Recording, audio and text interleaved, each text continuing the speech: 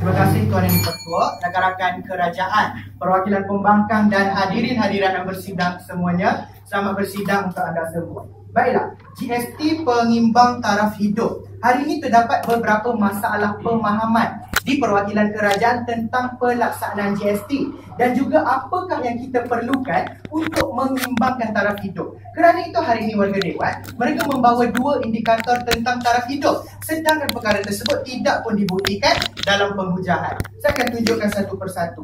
Masalah pertama apabila mereka mengatakan bahawa GST ini akan dikenakan dalam 3 tahap, iaitu kilang, pemborong dan pengguna, yang mana semua peringkat ini akan dikenakan cukai. Kalaulah justifikasi mereka dahulu kita kenakan kepada pengilang sahaja, pengilang ini akan meningkatkan harga, bagaimana pula kalau kita kenakan dalam 3 peringkat? Apa jaminan mereka ketiga-tiga peringkat tidak meningkatkan harga? Maknanya hari ini warga Dewan, harga barang kita akan lebih tinggi kalau kita laksanakan cadangan mereka ini warga Dewan. Dan yang masalah berkenaan dengan indikator mereka berkenaan taraf hidup. Mereka mengatakan kos sara hidup dan juga kuasa beli pengguna ini perlu berjalan dengan serentak. Maknanya hari ini mereka perlu tunjukkan kepada sisi Dewan bagaimana pelaksanaan GST ini akan mengurangkan kos sara hidup dan meningkatkan kuasa beli. Sedangkan hari ini kita tahu kebanyakan rakyat kita merungut apabila pelaksanaan GST ini akan meningkatkan harga barang. Kalau harga barang ini meningkat warga Dewan, bagaimana kita dapat meningkatkan kuasa beli dan mengurangkan kos sara hidup? Itu masalah yang kedua. Dan masalah yang ketiga, apabila saya tanyakan kepada mereka, bagaimana mereka ingin ukur keadaan seimbang? Katanya apabila keadaan jurang itu diminimumkan. Walaupun keadaan ini berlaku, saya kira itu tidak menunjukkan taraf hidup yang seimbang. Kerana kita tahu keadaan dalam negara kita, sosial masyarakat kita, terdapat 3 jenis taraf hidup, iaitu taraf rendah, sederhana dan juga tinggi, iaitu rakyat berpendapatan rendah, sederhana dan tinggi. Bagaimana mereka ingin tunjukkan kepada kita ketiga-tiga golongan ini berjaya diminimumkan jurangnya? Itu indikator yang saya kira tidak jelas di perwakilan kerajaan. Dan masalah penghujahan mereka seperti yang saya katakan tadi, kepada pengilang saja mereka tunjukkan bagaimana harga barang ditingkatkan oleh pengilang. Persoalan ini perlu dijawab oleh yang kedua. Sekiranya kita letakkan cukai itu ke 3 tahap, pengilang, pemborong dan pengguna, adakah harga barang itu tidak akan naik 3 kali ganda?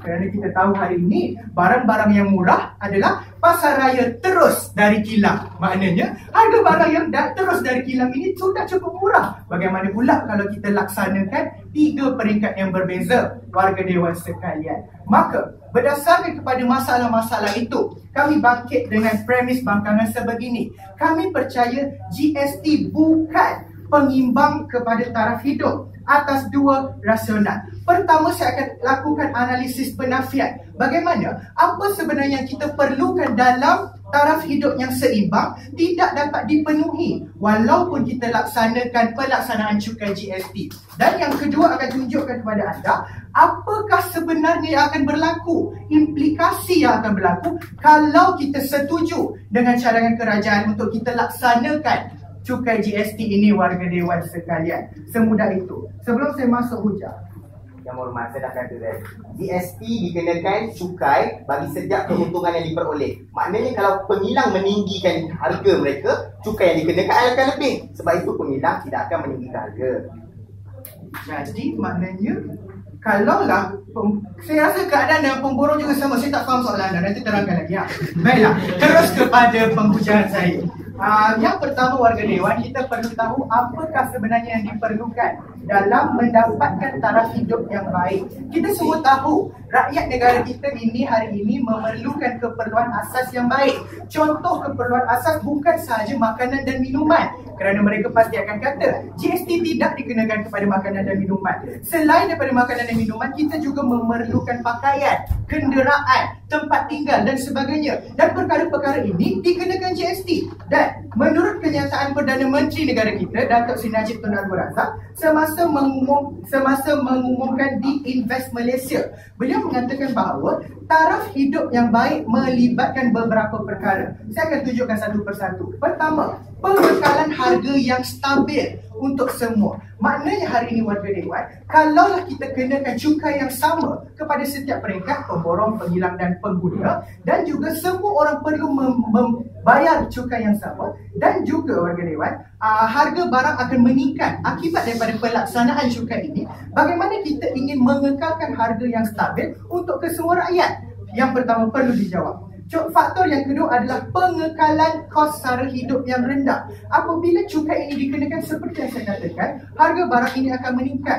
Walaupun keadaan ini berlaku, walaupun cukai ini mereka katakan akan menyeimbangkan kos sara hidup, tapi sebenarnya perkara ini tidak pun membantu untuk mengekalkan kos hidup yang rendah dalam kalangan rakyat. Dan yang ketiga, infrastruktur merupakan satu elemen penting dalam pembangunan negara kerana ia akan mengurangkan kos dan menggalakkan pertumbuhan perniagaan. Maknanya hari ini warga dewan, kalaulah kita kenakan GST dalam setiap peringkat, penghilang perlu bayar GST, pemborong perlu bayar GST, pengguna pun perlu bayar GST. Bagaimana kita ingin tunjukkan pembangunan dan mengurangkan kos dan menggalakkan pertumbuhan perniagaan dalam kalangan sektor-sektor tersebut. Dan yang keempat, meluaskan perkhidmatan asas yang berpatutan kepada rakyat. Kerana kita tahu GST ini bukan sahaja satu dua perkara, tetapi kesemua keperluan asas yang diperlukan oleh rakyat dikenakan GST, dan rakyat perlu untuk membayar GST dalam jumlah yang sama tanpa mengira taraf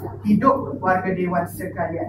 Dan akhir sekali, menurut Perdana Menteri kita dalam Invest Malaysia itu juga, salah satu pembangunan Malaysia adalah penyediaan perumahan yang mencukupi dan mampu dimiliki oleh rakyat. Suka untuk saya memetik kata-kata daripada pengarah strategi PKR, Datuk Rafizi Ramli. Bagaimana harga rumah yang ada dalam Malaysia sekarang semakin meningkat sehingga membebankan kepada pengguna dalam Malaysia untuk memiliki sebuah rumah di masa hadapan. Berdasarkan kepada keadaan taraf hidup yang baik yang tidak dipenuhi walaupun untuk kita melaksanakan GST, saya sudah menafikan GST ini akan menjadi pengimbang kepada taraf hidup. Mohon membangkang.